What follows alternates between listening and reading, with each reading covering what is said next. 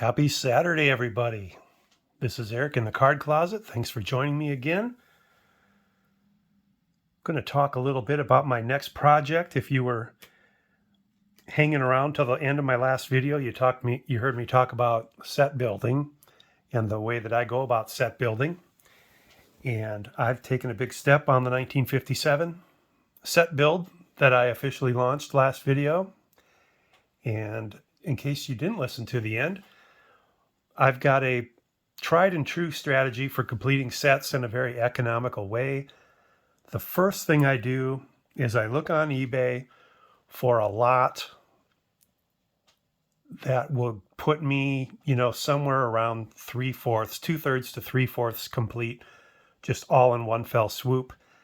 And a lot of times you have to look and be patient to find that lot because either A, they're not out there, or B, they're out there and they're in a lower condition than you maybe are trying to get.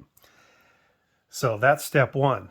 Step two, determine what you've got left and look for smaller lots to fill in the remaining pieces in as big a chunk as possible. And usually that for me has been eBay lots that are those you pick 10, you pick 20, those kind of lots.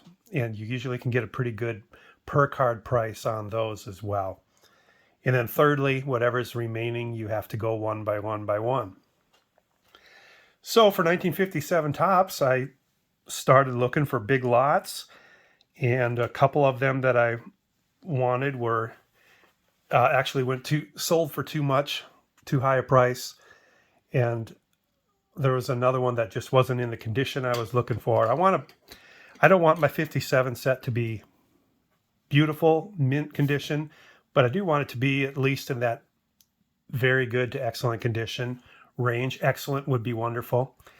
And so I found the best lot I could. I nailed this. It's about 250 cards out of the 407, roughly. Now, some of them I have already because I've already had the Red Sox team set for a number of years, so I'll have some doubles on the Red Sox here. But it came in this binder. Very interesting binder, that's for sure. And it is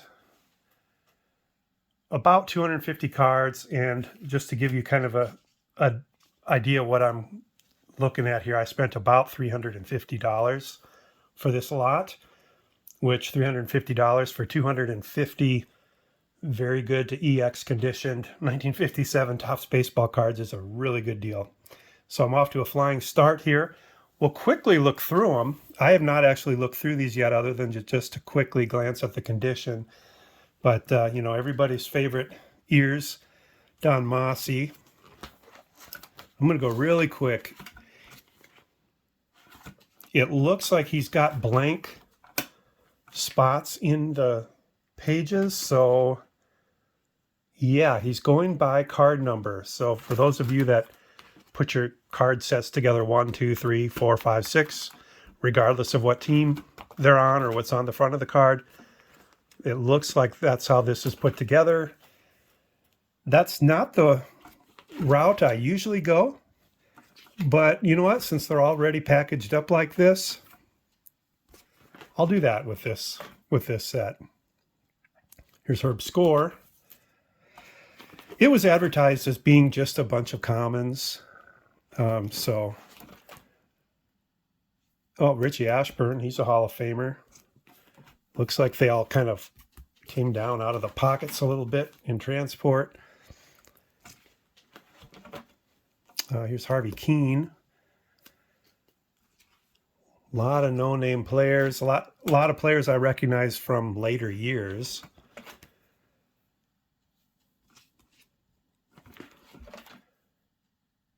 So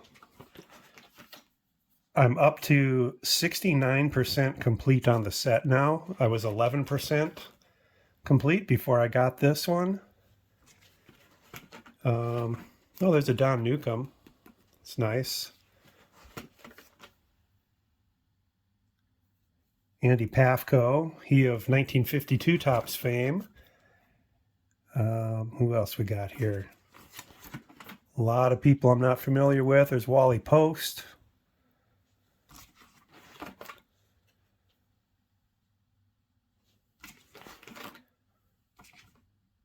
Roger Craig, who had a nice management career. Tito Francona. Some team cards. A lot of times when you do the approach that I use on building sets, team cards end up kind of being towards the end of your cards you're looking for. Leader cards, playoff cards that have big name on them. Things like that. So I'm going really fast here. I can show this in more detail when I finish this set. Assuming I finish the set. But yeah, this is exactly the condition I'm looking for. Here's Don Zimmer as a player on the Dodgers. So again, nothing terribly special here, just knocking out a big swath of the 407 cards in the set in one fell swoop. That's the first goal. You can start with smaller lots, but what I found is if you start with smaller lots, you end up getting a lot of overlap and you end up with more doubles than this approach. And I've used this approach for all my basketball sets that I've built, football and baseball, especially in the vintage era. Nowadays, it's just quicker and easier and cheaper to just buy the entire set all at once. That's probably the cheapest way to buy a 1957 top set as well, but it's not as fun. And you also have to have the cash all at one time rather than spreading it out over 5, 6, 7, 10 years. So like I said, this is what I had from 1957. This and the Red Sox team set, which is in another binder, and put it together with these, and I'm 69% of the way there. All right, here's a couple other baseball cards I've been getting.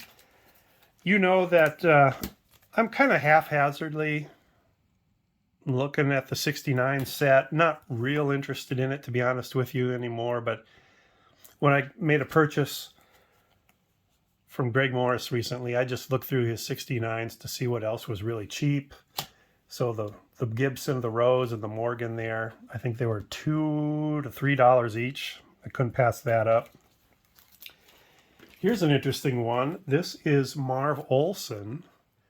He was the second baseman for the Red Sox in 1932, played partial seasons in 1931 and 1933.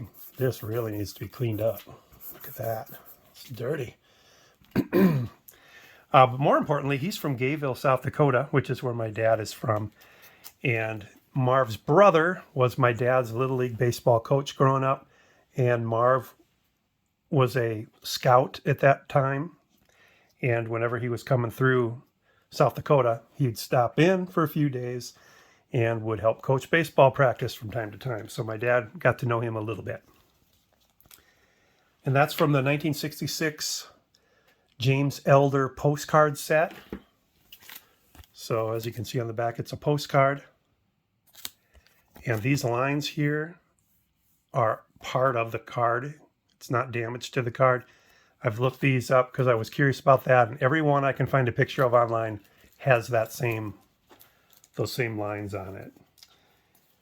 And then just filling out my X-Factor sets for the Red Sox. I picked up a 2014 Dustin Pedroia.